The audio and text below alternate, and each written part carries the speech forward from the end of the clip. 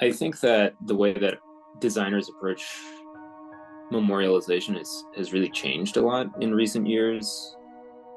There's obviously been a lot of conversation about monumentation and just what sort of monuments are appropriate in our public spaces. So when we look at kind of a memorial to a sort of a specific tragedy, the memorials we've seen that were successful were ones which addressed a kind of breadth of emotion, starting probably with Maya Lin and evolving since then. There's been an effort to include kind of more emotional intelligence into these spaces rather than saying, okay, this is just a marker in time. So we really try to, again, kind of emphasize that in our own process, that this is a place where people are going to come with all sorts of feelings, joyful memories about somebody they lost, and a whole lot of sadness along with that. I would say what's sort of interesting for us is that I think the concept we came up with came together pretty intuitively and naturally. For some reason, the way we worked together, we came up with this kind of circular idea of unifying the site right away. And I think everything kind of sort of fell into place. And that doesn't always happen. The commission was looking for a space which would heal, which would celebrate, which would remember the lives of the victims. They didn't really want to memorialize the violence of the incident. They wanted to memorialize the people that were lost to that violence. And they were looking for a space that was grounded in nature.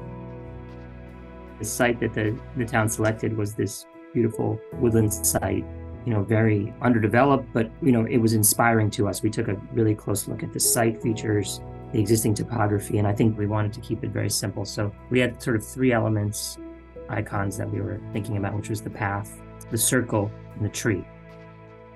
Because it was a fairly large site, we wanted path-like elements to sort of interweave throughout the site where you can move at your own pace through nature. It was really the idea about healing as a kind of a process in the body, a process of movement, a process that's different for everybody. The idea of the circle was this universal symbol of creating wholeness and sort of equality. One of the elements of the design is the 26 names of the victims in a perfect circle. There was no privileged position on this sort of memorial statement.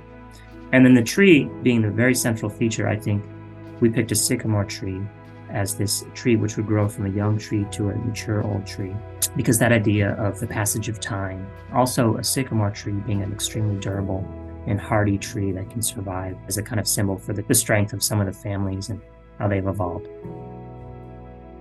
The only other thing that I would add is that we almost employed ecology as kind of the main medium of the memorial. The planting throughout the site is a really important element in that Connecticut is a place with pretty dynamic seasonality, and we really wanted to lean on that as a way to work with the fact that grief, that memory are processes. They're not points in time, right? Seasons change, they cycle, these spaces grow and evolve. The ecology kind of will grow into the space, it'll borrow from the landscape around it. We really wanted to kind of invite that dynamic into the space.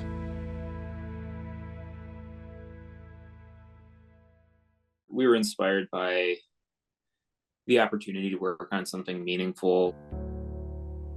This is a tragedy that impacted really anybody and everybody. So to be able to use the skills that we have to respond to that felt like a way to have some kind of agency around an issue that oftentimes we feel pretty powerless to do much about. This whole process has been an honor for us, but it's really been great to see some of the families embrace and have the town take ownership of this, in terms of it's theirs now. And what's been really gratifying for us is that people go to this site, we've noticed, and they stay. They walk around, they walk, and there's some ponds there, and they kind of circle the site, and they do move at their own pace. It's really hard to talk to your kids about what happened here. But a woman said to me, I'm going to bring my kids here to explain to them what happened, as a beautiful and serene setting to describe, to, give it its proper respect. But one of the nicest things we heard was, my daughter would have loved this place, if she could be here. And, that really breaks your heart, but also makes you feel like you're on the right track,